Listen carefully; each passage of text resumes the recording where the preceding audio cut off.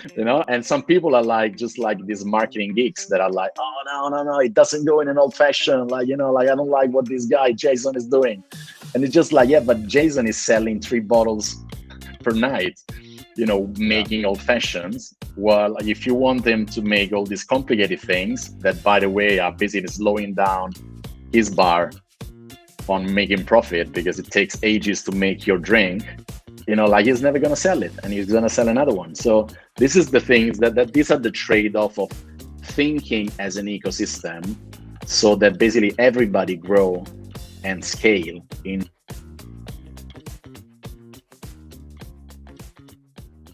What's up, guys? My name is Jason from Who's My Rep, and today we have Chris Maffeo from Maffeo Drinks, and he has this amazing program called Winning with Drinks, and I get his newsletter, and it's pretty amazing. I highly recommend you get on it. So please welcome Chris Maffeo. Chris, how you doing? Thanks, Jason, for having me. All good here in Prague. Good. That's Prague.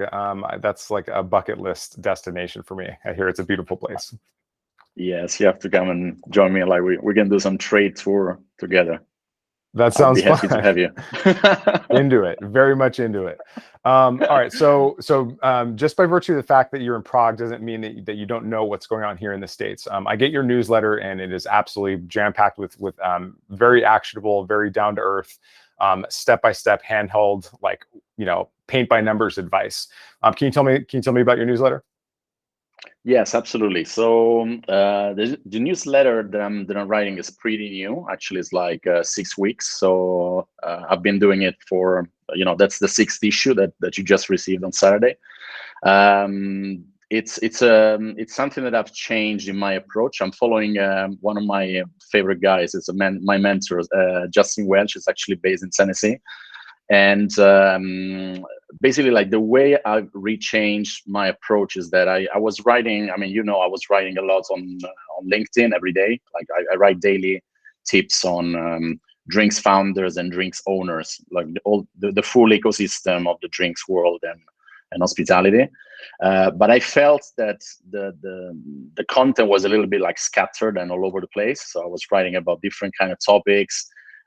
Different kind of aspects of our world, and I thought, like, okay, let me reshape it and reframe it, and let's start always, like, each week from one problem that people are having, so drinks owners usually are having, and let's write about it. Let's deep dive into this, and then basically I'm using my everyday LinkedIn and Twitter posts to actually mention some of these elements. And then I resend all the people to the newsletter if they want to deep dive, because I felt that I had a bit of a friction between being very short and snappy on a tweet-like thing.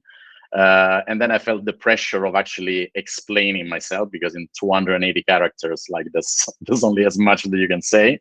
And people were asking, oh, but you didn't write about this, and what, I didn't understand this. So basically, like, now I'm very short and snappy in my tweets and LinkedIn posts. And then I resend all the people that want to deep dive into that. And if you don't want to deep dive, then it's up to you. And if it's fine with the 280 characters, that's also okay for me. Yeah, you seem to have mastered the content game, and your strategy appears to be just give, and then I don't know, but like you just seem to keep on giving away this like extremely valuable information. Is there a strategy there, or you just love giving your knowledge away? No, I mean, like, honestly, I mean, of course, I need to make a living, so that's why we all here. But honestly, I'm not in a rush, so to say, to monetize. So I genuinely like to help people. So people who contact me and DM me, like, they usually get a reply within less than 24 hours, because I just like to be in touch with people and help them. And that's actually the reason why I've left the corporate job, because I felt that I didn't want to give all my value to only one company. I wanted to spread myself to to more than one company, because there's a lot of problems that actually are the same everywhere. And you touched upon it. Like I have quite a few US customers, and because ultimately, 80% of the game, especially when you're talking about on trade and drinks, it's actually the same. And then there's a 20% that could be the 3-tier system in the US or different kind of things in different countries around the world. But for most of it, it's actually pretty straightforward and similar. So there's a person going to a bar ordering a drink, and there's a drink brand that want to get listed on the back bar and on the menu. So that's pretty the same everywhere around the world. Well, I mean, but you laid it out there in, like, I think it was 5 different steps. So what are the 5 steps to getting your brand listed on a back bar or on a menu, or how does that work? Yeah, so basically, I mean, like you of course you start to get into, you need to frame the, let's say, the ability to win into your target occasion. You need to deep dive into your target occasion. So what is your brand about? You cannot be a jack of all trade with your brand. And then the moment you streamline what are the best outlets for you, you need to focus on the ones that are most likely to list you. And then once you're in, you need to basically like step up the game on the rate of sales. So you sold in 1 bottle or 1 case. I mean, if you've been lucky, but most likely it's going to be 1 bottle or a couple of bottles. And you need to basically remind the people that they've bought it, first of all, because maybe only the buyer knows about your brand. So you need to let all the staff know about it. You need to go there and have a drink. You need to basically build your way into a bigger presence into the place. So everybody's talking about being on the menu, but that's a bit of an end game. You know, like you don't start by being on the menu. You start by being the right drink for that particular occasion. So serving a need that the bartender has and the consumer has. And then basically like you build your way into the back bar. Then you are visible in the back bar because you could be hiding in the back bar. And then you can basically like,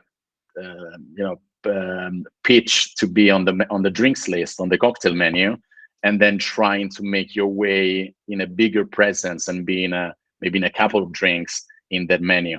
So it's a bit of a, like, I call it like the sellout ladder, from basically being there and maybe there will be sellout, but most likely you're collecting dust on the shelf, or maybe in the cellar, to actually being a high rotating SKU into that bar that is generating revenue, not only for you, but for your distributor and for your customer.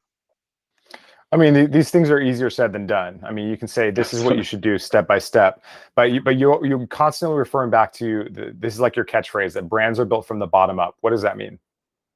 Absolutely. I mean, it started a bit as a bit of a joke because I just like wrote it there in a couple of posts, and then I realized that when I was talking to people and to clients, like they were actually referring to that line, and it became a bit of a, it actually came bottom up because it came from customers that liked it, and then I started using it more and more.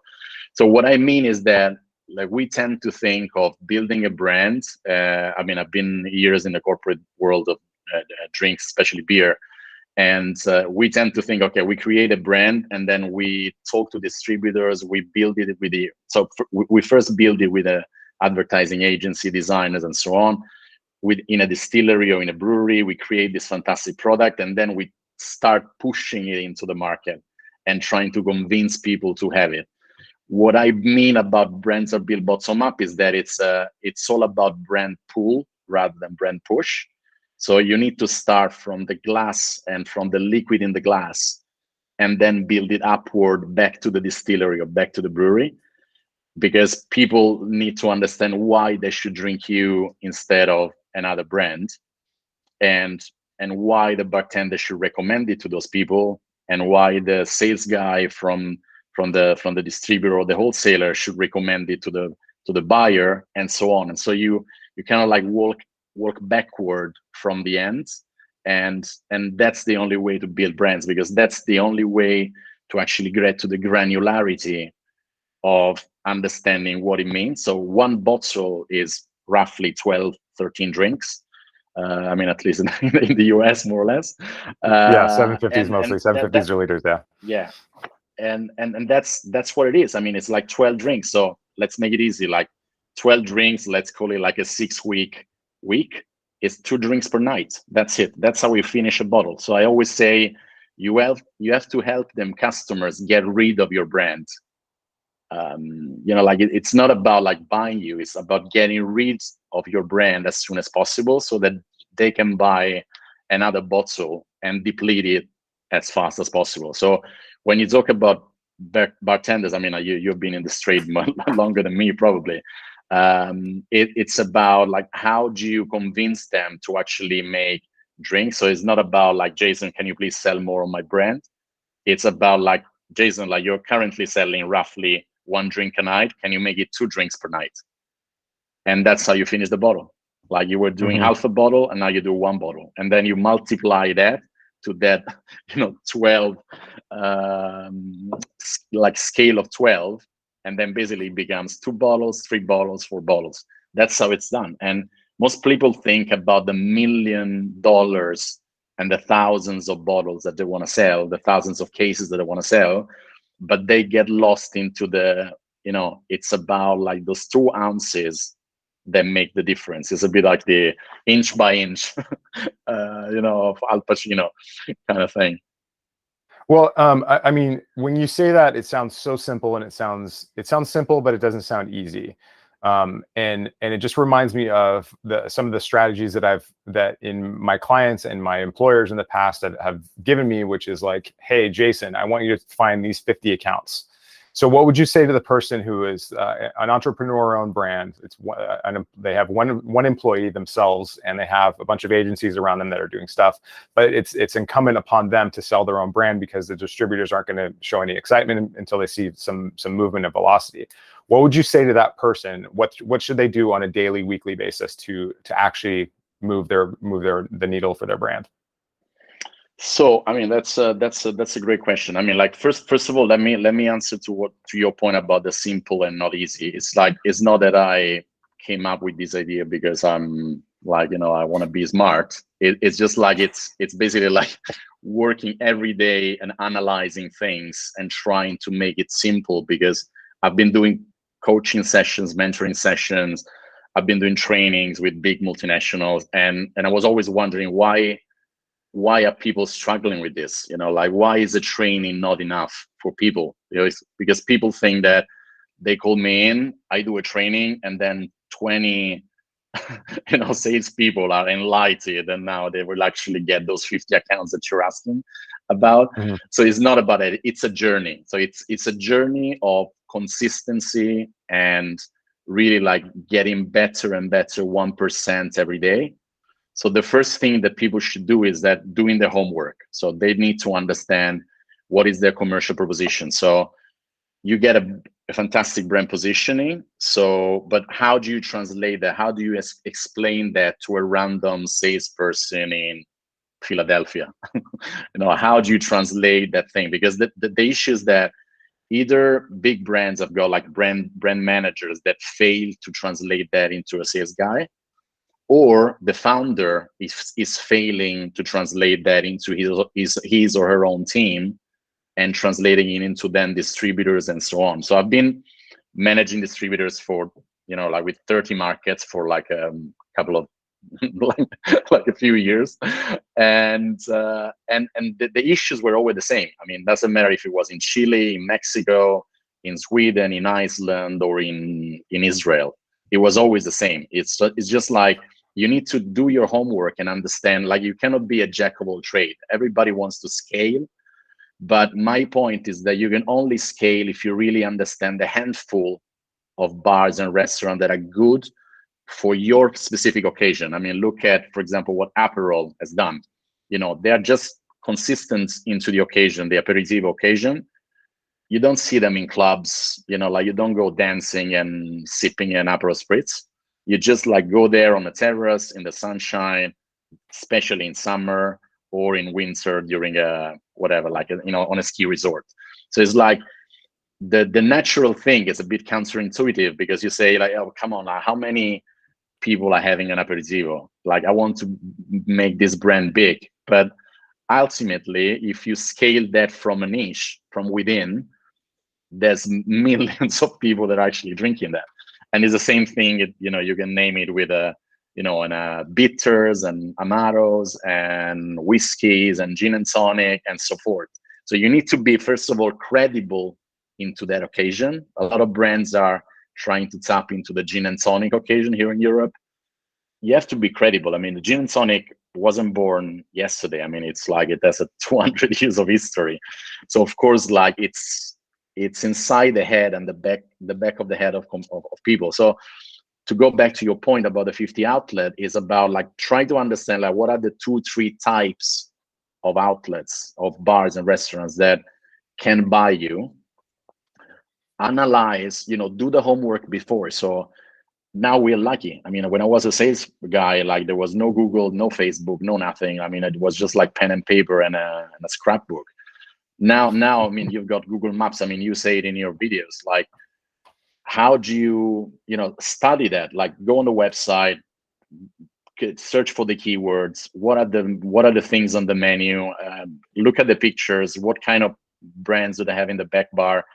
What is the cocktail menu looking like? Is it like a whiskey forward? Is it agave forward? Is it gin forward? Try to understand. I mean, if there's a lot of gin brands, of course, there's an opportunity for you as a gin brand, but then it's also like a crowded space. So try to find the sweet spot and maybe like a place that has a couple of gin. So it means that it's gin aware, but it's not gin fatigued on that menu and consumer. So it's a little bit of trial and error. I mean, I'm not trying to be smart. It's more like trying to understand, like, study. And this is like the fruit of months and years of analysis, the reason why I'm so clear in what I'm saying. So I mean, it seems pretty clear to me that clarity is what you offer your clients. Like very simple, straightforward strategy. This is what to do. This is how you do it, right? Pretty much. I mean, it's about simplicity, because I'm not a big fan of big PowerPoint presentations. I've done tons of them in the past, and I don't want to do them anymore. I use Notion as a platform. My reports are like a PDF, so it's like an executive summary kind of thing, and that's what it is. Of course, I use visuals when it's needed, but.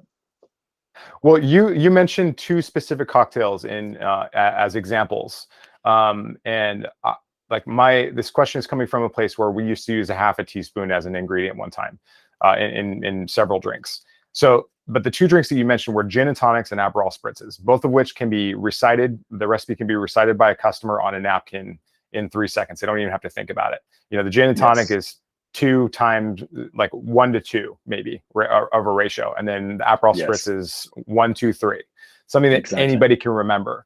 So what would you recommend for a cocktail strategy for so you've picked the right accounts? What would you recommend for a cocktail strategy for a new brand that you work with? So the first thing, that's a fantastic question, and I like how you simplified it in a nutshell. You said it. I mean, the cocktail has to be easy.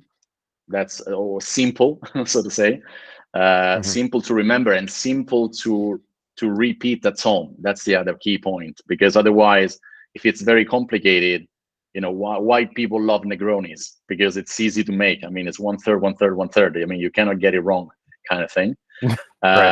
So the first thing is that there's always, like, what I like to think, I'm a big history and geography lover. So I always like to go back to traditions and how historically people were drinking. And for any category, there is always a traditional way of drinking and a modern way of drinking. So let's say like tequila, like of course it goes, and all the agave spirits, they go well with Mexican food. So that's the main occasion originally. And then they scale up into being in a skyscraper on Fifth Avenue, in at the top bar, and then you're sipping tequila. But it originally didn't start like that, Same thing is like take an Italian Amaro, like the Italian bitter. It's an after dinner thing. So traditionally you would go into Italian restaurants because that's an after dinner thing. You had a pizza, you had pasta and a steak, a bottle of wine, and now you want to have a digestive and have an Amaro. And then it goes back to, being on a fancy cocktail that can be a teaspoon, kind of like a modifier or a main ingredient. So to answer to your question, like you need to build that kind of like scale from the original occasion in which the serve is actually higher. So if you take an Amaro, it's actually like a proper, like on the rocks kind of thing. Or if you take a tequila or a mezcal, it's like it's something neat, that it's a sizable, of course, always drinking responsibly, but it's a sizable pour. And then you go back to, like the modifier, like with the mezcal Negroni. And then you become 1/3 of a cocktail, but you're not the main ingredient. You're one of the main ingredients.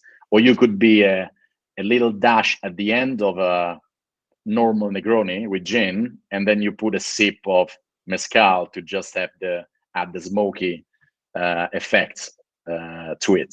So you always need to think, because a lot of these cocktail lists and cocktail menu are built in a design agency, in a branding agency, and people don't think granular in that. It's like, oh, this would be a fantastic drink. Yeah, but it's complicated to make. The serve is complicated. The ritual doesn't exist. Even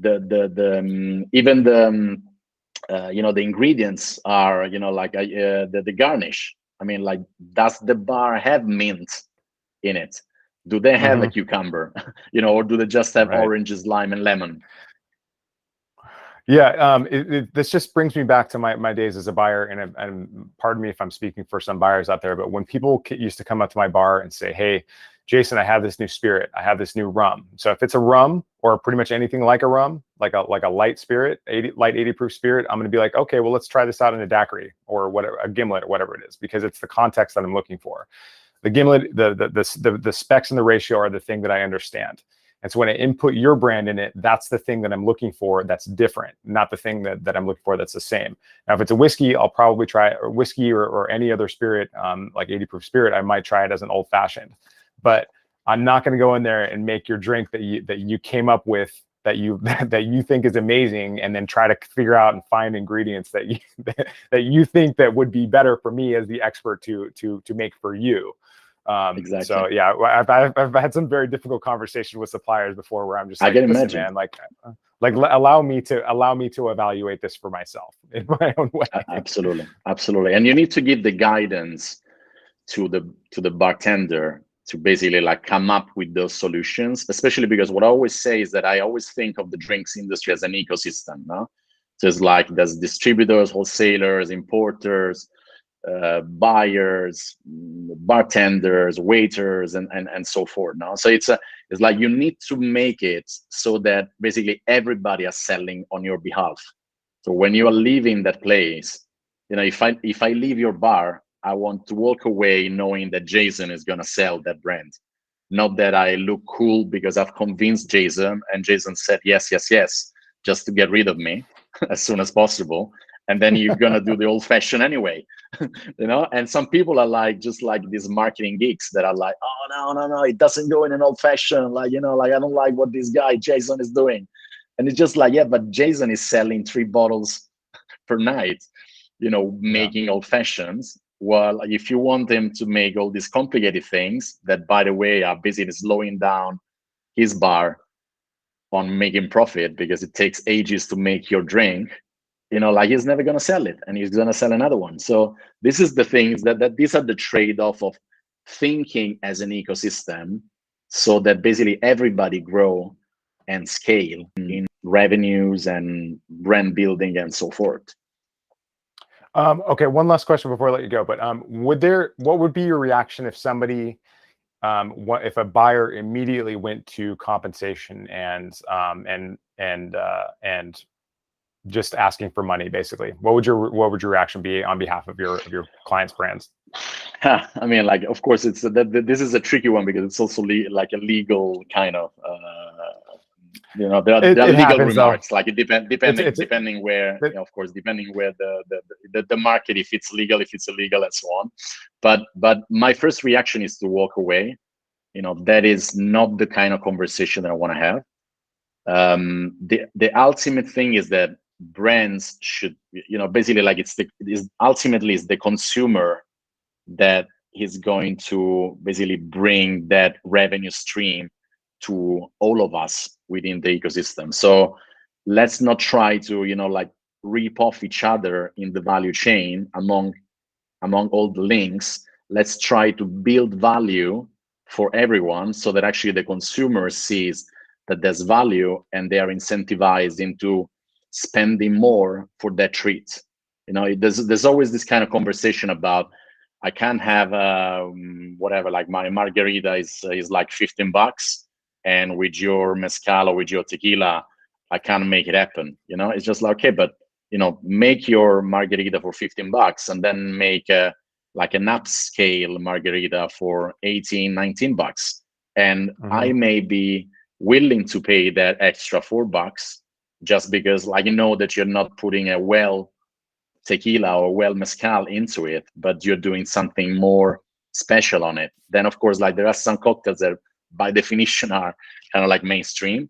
So maybe you don't want to do it with a margarita, but you want to do it with a mezcal Negroni, or you want to do it with another kind of cocktail that has a, let's call it like a better reputation, so that it incentivizes people that are not seeing that cocktail as a commodity, as a, you know, as a sparkling water, basically, but they see the added value of tasting the flavors and tasting those ingredients in a better way. So this is what I'm always explaining to my clients. Well, how do you so how does one get on your email list? Because I know you put a ton of work and effort into it, and it's extremely valuable. So how does one get on your email list, and how do we find you on Twitter and LinkedIn? So my website is called winningwithdrinks.com. That is the best way of finding me. Then you can look for Chris Maffeo on LinkedIn and Maffeo Drinks on Twitter. And everything is all interlinked. So once that you go into one of the platforms, I mean, you will see all the other places. But if you subscribe to winningwithdrinks.com, basically you will make sure that every Saturday in your inbox there's a nice newsletter, and it's an actionable newsletter that you can take from the Monday onward and work on it. Brilliant. Well, thank you for making the time. I appreciate you coming by. Thanks, Chris. Absolutely, Jason. Thanks you.